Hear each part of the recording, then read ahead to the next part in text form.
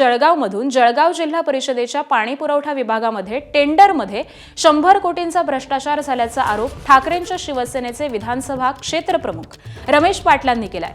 चुकीच्या पद्धतीने एस्टिमेट तयार करून मोठा आर्थिक गैरव्यवहार करण्यात आल्याचा दावा त्यांनी केलेला आहे।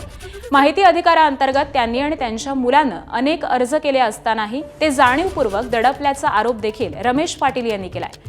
तर 2 महिन्यांपासून राज्य शासनाचा निधी उपलब्ध असताना कमिशन आणि टक्केवारीसाठी पेमेंट रोखून धरल्यामुळे शेकडो सुशिक्षित तरुण हे ठेकेदार आर्थिक अडचणीत सापडलेले असून काहींच्या मनात आत्महत्येचे विचार देखील निर्माण झालेले आहेत असं त्यांनी सांगितलंय। इथले अधिकारी असतील, सीओ मॅडम असतील, कार्यकारी अभियंता असतील, हे ठेकेदारांना पैसे देत नाही। सर्व ठेकेदार हे कर्जबेजारी झालेले आहेत। आणि कोणी जर त्यांना प्रश्न विचारायला गेलं तर निलेश रमेश पाटील, तो माझा मोठा मुलगा आहे, त्याच्यावर सरकारी कामात अडथळा निर्माण केला अशा स्वरूपाचा गंभीर गुन्हा दाखल केला। एबीपी माझा, उघडा डोळे बघा नीट।